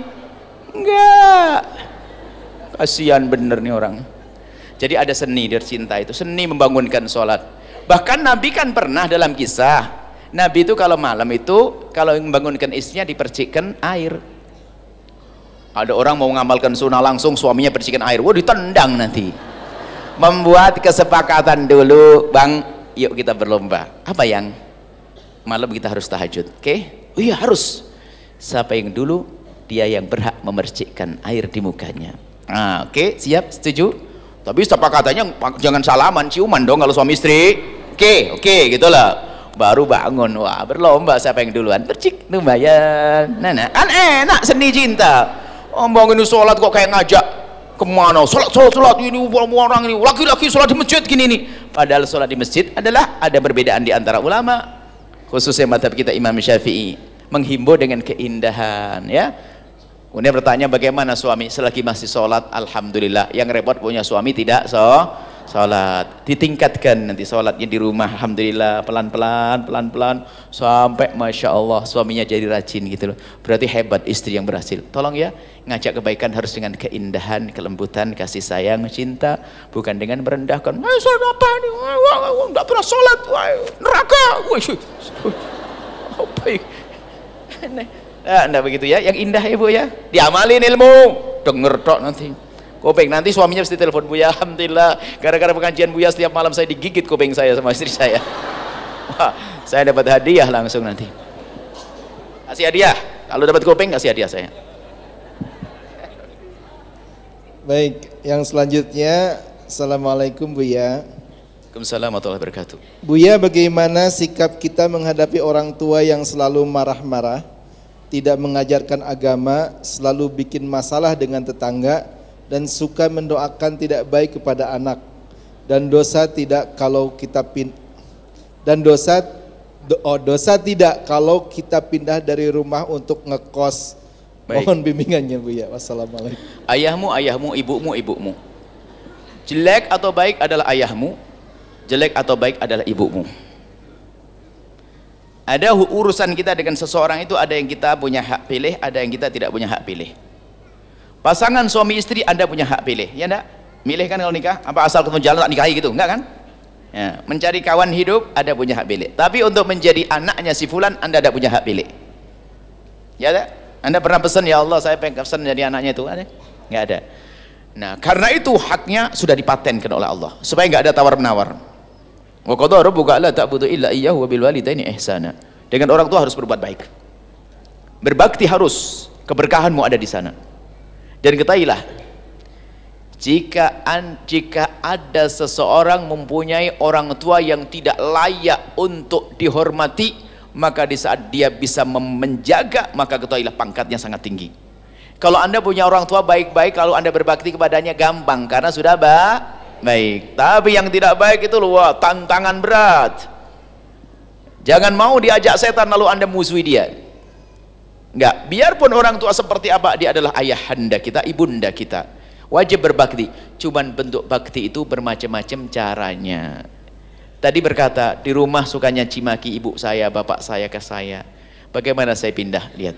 Jika pindahmu menjadikan hubunganmu semakin baik, maka pindahlah. Tapi ingat, perhatianmu jangan kau kurangi. Kalau engkau tidak bisa memperhatikan dengan jasadmu, perilakumu, tingkah lakumu, karena mungkin kalau ketemu ibu bapakmu marah kepadamu, tapi uang kan bisa dikirim, bantuan bisa dikirim, termasuk mungkin beri pembantu dikasih pembantu, wakili. Karena mungkin karena seorang bapak dengan anak itu adalah faktor kedekatan itu kadang menjadikan cepat marah. Kalau sama orang lain mungkin gak gampang marah, tapi sama anak kadang marah. Maka Anda tidak boleh membalas dengan kemarahan. Bapakmu adalah bapakmu. Mungkin Anda bisa pindah rumah, tapi niatnya bukan ingin menjauh dari orang tua, akan tapi menghindari daripada amarah orang tua, agar orang tua tetap sejuk. Anda ngontrak rumah, tapi tetap, bahkan kadang di saat kita sedikit jauh itu yang muncul adalah kerinduan. Nah, ini jadi nggak apa-apa, tapi intinya satu, tujuanmu pindah bukan untuk lari, tujuanmu pindah adalah untuk menjaga. Itu adalah bentuk bakti. Cara bakti itu seperti itu. Cara bakti itu bermacam-macam. Ada cara bakti memberi uang, ada cara bakti ya menemani. Kadang menemani bakti kita karena dia memerlukan kita. Ada cara bakti justru malah menghindar. Karena orang tuanya kalau melihat kita marah terus, maka alangkah baiknya kalau kita sedikit menjauh. Tapi ingat, harus dipantau, perhatian terus. Bahkan kalau beliau sakit, kita menjadi orang pertama yang menengoknya. Jangan, dia yang disayangi bukan saya kok. Kalau sama saya suka marah-marah kok. Ya kakak saya yang biar saya kok. Enggak. Anda berlomba, justru di saat orang tua Anda tidak baik kepada Anda, ternyata pintu surga dibuka lebar-lebar jika Anda bisa berbakti pada orang tua. Wallahu a'lam bishawab. Baik, selanjutnya Assalamualaikum Buya. Sampai jam berapa? Baik, silakan. Silakan, masih ada. Di era sosmed seperti sekarang ini, saya sering nonton acara kajian atau ceramahnya Buya Yahya dan ustadz-ustadz yang lainnya di YouTube. Apakah mengikuti kajian lewat perantara sosmed tersebut syah menurut syariat, dan apakah bisa dijadikan hujah Buya? Terima kasih. Wassalamualaikum warahmatullahi wabarakatuh. Mengikuti pengajian melalui sosial media asalkan benar gurunya itu sah. Cuman dalam hitungan bisnis itu ibaratnya Anda punya toko kecil. Tokonya pengen gede apa kecil? Kalau gede itu hadir ketemu. Itu toko gede. Ya belajar, sambung ilmu itu ada nur. Jadi bertemu langsung, ini talaki langsung.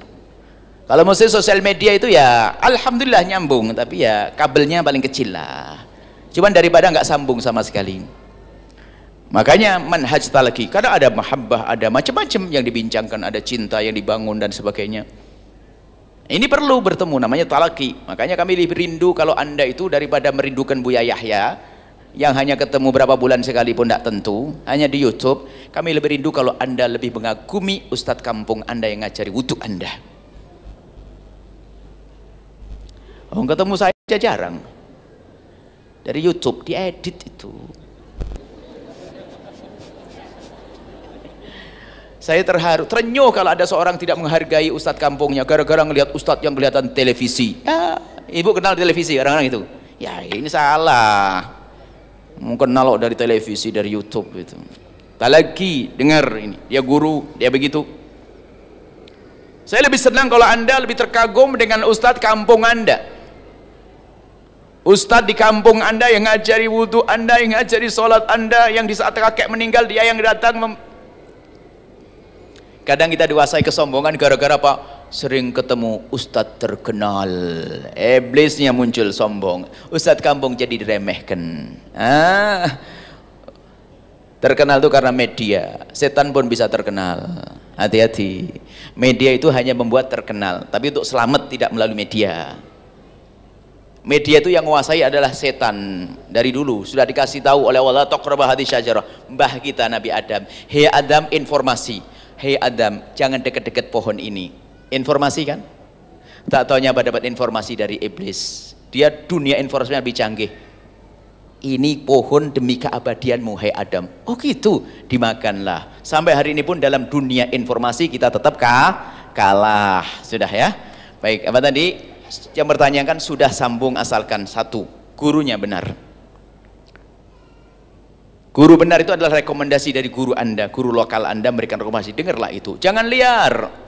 Sekarang itu kadang-kadang orang sombong dengan ustadz yang sesungguhnya lebih seneng dengan Kiai Haji Ustadz Google. Wah, ini paling seneng. Sama ustadz malah meremehkan, karena dengan Kiai Haji Ustadz Google langsung pertanyaan rinci semuanya. Tak taunya salah, ini jawaban dari mana? Oh, dari madhab Syafi'i, fatwanya bukan Syafi'i. Dari akidah Asy'ari bukan Asy'ari. Karena apa? Kiainya Ustadz Haji Google. Sama bunyai YouTube. Ustadzah YouTube, asal saja share. Kami membuat YouTube dan sebagainya itu bagi orang yang sudah mengenal saya, dan saya tidak mengajari belajar liar kok. Sehingga pengajian kita ada kurikulum fikih, kurikulum ini, kurikulum. Barangkali ada orang yang memang kelas malasnya, kelas tinggi, yang pengen punya toko kecil tadi, yang nggak bisa ngaji, dia pemalas, ya sudahlah depan internet bisa ngikuti pengajian kita, bisa lengkap gitu loh. Hadir majelis terpenting. YouTube itu adalah daripada nonton yang lainnya. Tapi gara-gara YouTube juga fitnah besar kan? Diadu, ustadz diadu ini. Saya ngomong begini dipotong, ini diadu sama ustadz ini. Saya sendiri kalau ketemunya peluk-pelukan kadang sama ustadz ini. Cuman ini adalah fitnah ini potong begini berantem sana, potong begini berantem. Makanya kadang sedih dengan YouTube itu. Padahal saya menyampaikan membuat video itu hanya untuk dakwah. Bagi orang yang sudah kenal dengan kami, yang rindu kepada kami, nggak bisa datang. Lah, kalau nggak bisa datang karena uzur, pahalanya sama. Tingkatnya tinggi kayak punya toko gede tadi. Tapi wong ke Cirebon juga bisa, misalnya. Pernah ke Cirebon ya? Belum, alhamdulillah. Visanya bisa, tak taunya kok nggak datang. Ada ustadznya datang, nggak pada datang. Ini ya dapat, alhamdulillah sambung. Jadi belajar dari YouTube itu sama belajar dengan buku, termasuk sambung sanatnya, sambung ilmunya, dengan catatan gurunya bener. Pentingnya berguru itu, Bu. Pentingnya berguru itu. Kadang kita itu membaca itu faham, tapi belum sadar hati.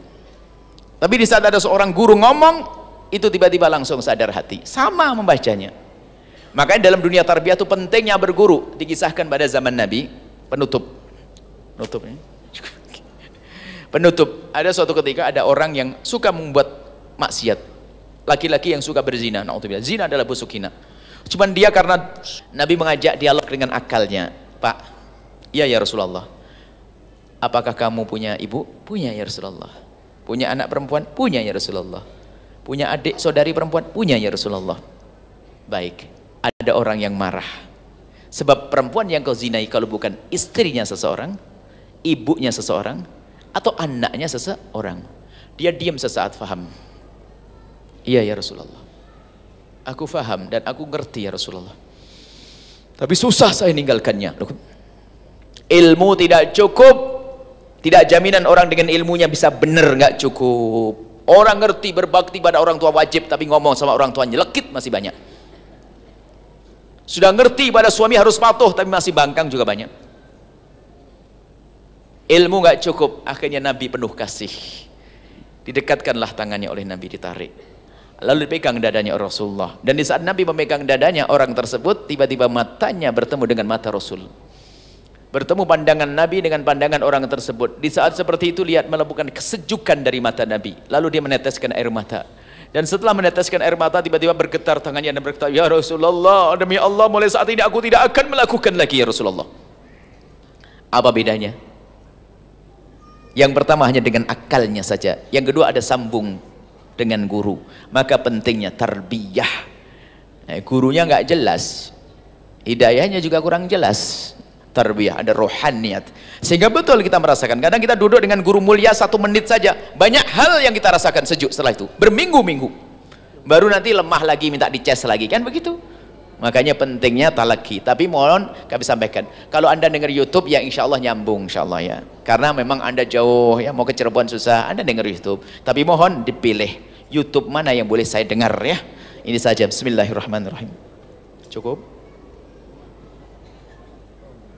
Cukup? Ada pengumuman lagi atau apa? Baik, silakan. Baik, rupanya mungkin karena Buya Yahya ada rencana peletakan Al-Bahjah lain di Bandung, insya Allah diakhiri pertanyaannya. Namun ada beberapa informasi. Yang pertama, pengajian rutin bulanan Majelis Al-Bahjah Bandung malam ini bagi yang mau ikut, Rabu 14 Safar 1440 Hijriah, tanggal 24 Oktober di Masjid Raya Bandung, Masjid Alun-Alun ya, Masjid Alun-Alun, Masjid Raya, bersama Buya, kajian kitab Sulam Taufik.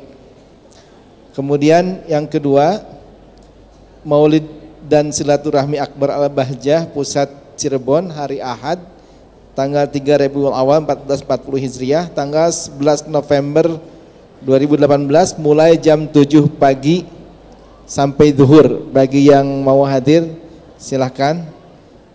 Dan yang ketiga, ini ada media dakwah Buya Yahya bagi yang mau mendengarkan, yaitu di Bandung khususnya setiap jam 9 sampai jam 10 pagi di MKTV ya, jam 9 sampai 10 pagi di MKTV, dan jam 5 pagi sampai 6 pagi di SKTV. Baik, Buya, terima kasih. Mungkin minta ditutup dengan doa. Baik, bismillah. Untuk yang di Bandung itu adalah sebulan sekali Ibu, dan itu kurikulum. Separuh akan kami berikan fikih, separuh adalah akhlak. Bagaimana kita benar diri. Tempatnya di alun-alun Bandung ya, Masjid Raya ya, Masjid Raya Bandung. Tanggalnya pokoknya setiap malam Kamis akhir bulan. Ukurannya kurang lebihnya seperti itu. Pekan keempat malam Kamis itu kurikulum. Kita baca Ibu sedikit kayak kitab Sulam Taufik, itu kumpulan antara akidah, akhlak, tapi nanti ada mukaddimahnya seperti tadi. Baca kitabnya bil barokah agar sambung. Jadi ada kurikulum di sana. Jadi setiap pekan keempat, pokoknya kayak malam ini. Setiap malam Kamis pekan keempat. Kemudian jadi bukan kitab Sulam Taufik saja, dan kita mencoba bagaimana cara membaca kitab, bukan sekedar maknai begitu, nanti agak gimana cara kita membaca kitab gitu loh, yang benar. Kemudian setelah itu mohon didoakan Bu, ada peletakan batu pertama sekarang pesantren Al-Bahjah di daerah mana? Cicalengka. Ya sudah lah. Lidahnya lidah dodol Bu, lidah dodol, jadi agak susah kalau pakai cici itu nanti kalau mau Jokerto, Surabaya itu baru fasih saya. Baik, kalau cici agak susah. Itu ada peresmian, dan juga kami ajak semuanya. Anda harus punya program yang lain. Kalau Anda punya program, saya sering ketemu dengan Anda. Program harus, yuk kita buat pondok pesantren, yuk membuat sekolahan. Al-Bahjah sekolahnya banyak Bu, pondoknya banyak, ada di Batam ada 3, ada di Cianjur, ada di Purbalingga, ada di Blitar, ada di Tulungagung, ada di Majalengka, ada di Pontianak, ada di Cirebon, ada 9 tempat. Nah, ini bagaimana caranya? Saya ajak semuanya, yang mau bergabung ayo. Yang mau bergabung ayo, jangan hanya sekedar ya, ayo sisihkan harta, sisihkan. Mungkin ada yang berkata tadi, Buya saya punya bangunan raksasa besar, seperti di Majalengka kita dapat bangunan sudah jadi semuanya.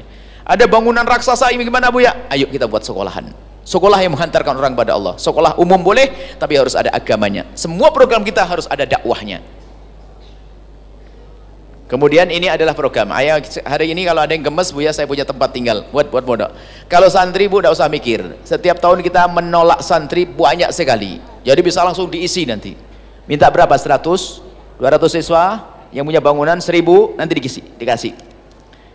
karena banyak peminat orang untuk belajar agama sekarang luar biasa, peminatnya besar, bukan di kalangan orang. Kalau dulu kan santri kayaknya orang pelarat. Oh tidak, orang-orang yang berduit pun ternyata juga banyak, karena orang berduit juga pengen masuk surga. Ada nggak? Wah iya sama. Kemudian ada lagi pengumuman malam hari Ahad Maulid Akbar tahunan. Jadi nanti di Al-Bahjah tanggal 3 Rabiul Awal atau 11 November. Saya sini berapa kali sudah, Bu? Berapa kali ke sini? 2 kali. 2 kali kan? Berarti Ibu punya utang 2. Nah, ya tak tagih ini. Oh, suruh datang sekali aja keterlaluan. Saya sudah 2 kali, kalau Anda belum datang keterlaluan Anda ini. Ini tak tagih nih. Ayo. Jadi Anda datang 11 November atau 3 Rabiul Awal pakai rombongan nanti. Pagi jam 7 sampai selesai. Dan itu dari nasional, pada datang dari mana-mana pada datang, Anda bisa silaturahmi akbar di sana. Dan juga kalau ingin ke Cirebon seperti yang sudah pernah hadir itu, ambil waktu Sabtu pagi atau Ahad pagi. Ada majelis juga rutinan setiap Sabtu pagi dan Ahad pagi. Kalau Sabtu tafsir, Ahad hadis. Baik, insyaallah. Bismillah. Alhamdulillahirabbil alamin. Allahumma shalli ala sayyidina Muhammad wa ali sayyidina Muhammad. Irhamna wa la tu'adzibna, wansurna wa la takhdhulna, wa afina wa la tumridna, wa akrimna wa la tuhinna, wa athirna wa la tuthir alaina, innaka ala kulli syai'in qadir. Allahumma ya Allah, pandang kami dengan kasih sayang dan cinta darimu ya Allah. Kami mohon wahai Zat pemberi cinta, wahai Zat pemberi kasih sayang, kami mohon titipkan di hati kami cinta, agar kami bisa mencintai sesama kami tanpa kebencian, tanpa dengki ya Allah. Ya Allah, kami ingin hidup indah dengan cinta dan kasih sayang dengan sesama kami ya Allah, sehingga kami tidak akan berbuat zalim, sehingga kami tidak akan menyakiti dengan lisan kami, sehingga kami tidak akan menyakiti dengan perilaku kami. Kami ingin hidup indah ya Allah. Ya Allah, wahai Zat pemberi keindahan, dan kami mohon seperti Engkau pertemukan jasad kami saat ini, pertemukan hati kami dalam cinta karenamu, dan seperti Engkau kumpulkan kami saat ini, kumpulkan kami kelak di surga bersama kekasihmu Nabi Muhammad. Ya Allah, wahai Zat yang maha kasih ya Allah, kami datang ke sini mencari sesuatu, kami mencari ridhamu. Berikan kepada kami keridhaanmu, dan berikan kepada kami ilmu yang manfaat, ilmu yang menjadikan kami semakin khusyuk kepadamu ya Allah, ilmu yang menjadikan kami semakin baik dengan sesama kami ya Allah. Ya Allah, ampuni orang tua kami dan guru-guru kami, berikan kasih sayangmu kepada mereka ya Allah. Ya Allah, dan anak-anak kami, mereka semua pandang dengan kasih sayangmu ya Allah. Dimanapun mereka berada, Engkau maha tahu keberadaan anak-anak kami ya Allah. Kami mohon berkat orang tua yang telah hadir di tempat mulia ini, muliakan anak-anak itu ya Allah. Dan kami mohon ya Allah, jika ada di antara orang tua yang hadir di sini mempunyai anak yang bejat jauh dari kemuliaan, kami mohon berkat kehadiran orang tua ini ya Allah, kembalikan anak itu ke jalan yang Kau ridha ya Allah. Jangan sampai ada ya Allah hamba-Mu ya Allah yang ada hubungannya dengan yang hadir di sini larut dalam kehinaan ya Allah. Ya Allah, ya Allah, kami mohon yang sempit rezeki lapangkan dengan rezeki yang halal penuh berkah, yang sakit sembuhkan, yang punya hutang mudahkan kami dalam membayar hutang kami, dan kami mohon wujudkan keindahan dalam rumah tangga kami, suami istri yang saling mencintai karenamu ya Allah, dengan anak yang soleh solehah yang dibanggakan oleh kekasihmu Nabi Muhammad. Yang belum menikah ya Allah, jaga kehormatan kemuliaan mereka ya Allah, buka pintu halal untuk mereka, mudahkan mereka kelak untuk mendapatkan pasangan orang-orang mulia yang Kau muliakan, yang menjadi sebab mereka mulia di dunia dan di akhirat, dengan keturunan yang soleh solehah yang dibanggakan kekasihmu Nabi Muhammad. Dan kami mohon ya Allah, jauhkan kami dari sebab-sebab kehinaan ya Allah, jauhkan kami dari meninggalkan salat, jauhkan kami ya Allah dari minuman keras, jauhkan kami dari judi, jauhkan kami ya Allah dari zina yang busuk, hina dan Kau hinakan itu ya Allah. Jauhkan kami dari zina, jauhkan kami dari mukaddimah zina ya Allah. Jauhkan kami dari kehinaan zina, dan kami mohon ya Allah, jika ada di antara kami ini wahai Zat yang maha pengampun, jika ada di antara kami ini ada hamba-Mu yang pernah terpeleset pada masa lalu mereka, terpeleset dalam hina dan busuknya zina, kami mohon ampuni ya Allah, karena mereka telah berkumpul di tempat mulia. Ampuni ya Allah, hapus dosanya ya Allah, dan tutup aibnya di dunia sehingga di dunia tidak terhinakan lagi, dan tutup aib mereka di akhirat sehingga di akhirat tidak ada hukum lagi ya Allah. Bencikan kepada zina ya Allah, buka pintu halal untuknya ya Allah. Ampuni ya Allah, jangan biarkan dia larut dalam kehinaan zina ya Allah. Dan cukupkan kami dengan yang halal darimu ya Allah, sehingga kami tidak perlu menoleh dan menengok kepada yang haram. Cukupkan kami dengan yang halal darimu ya Allah. Dan kami mohon ya Allah, jaga negeri ini ya Allah, jauhkan dari perpecahan, permusuhan dan pertumpahan darah ya Allah. Jauhkan kami dari ahli fitnah, dan jauhkan kami dari menfitnah, jauhkan kami dari diadu domba, dan jauhkan kami dari mengadu domba ya Allah. Pilihlah kami menjadi juru damai di negeri ini ya Allah. Angkat kami jadi juru damai di masyarakat ini ya Allah. Mohon ya Allah, jadikan kami juru damai di antara mereka ya Allah. Jangan kau jadikan kami menfitnah di antara mereka ya Allah. Dan kami mohon panjangkan umur kami dalam ketaatan serta sehat walafiat. Kami mohon ya Allah, berikan kepada semua yang berjuang di masjid ini ya Allah, di tempat ini ya Allah, baik yang berjuang dengan hartanya atau ilmunya ya Allah, atau tenaganya atau pikirannya atau doa, berikan kepada mereka segala kebaikan di dunia dan di akhirat. Dan kami mohon ya Allah, Engkau Maha Tahu yang telah berjuang bersama kami, kami menjalani perintah perjuangan, kami mohon berikan kepada semua yang telah berjuang bersama kami ketulusan dan keikhlasan ya Allah. Engkau Maha Tahu siapa dia dan di mana dia ya Allah. Berikan ketulusan dan keikhlasan, dan kami mohon kembalikan kepada mereka dengan segala kebaikan di dunia dan di akhirat untuk diri dan keluarga mereka. Dan kami mohon ya Allah, kirimkan kepada kami orang-orang tulus dan ikhlas ahli surgamu yang bisa berjuang bersama kami ya Allah. Orang tulus dan ikhlas ahli surgamu yang bisa berjuang bersama kami ya Allah, dan jadikan kami bersama mereka. Jangan tinggalkan kami ya Allah. Ya Allah, ya Allah.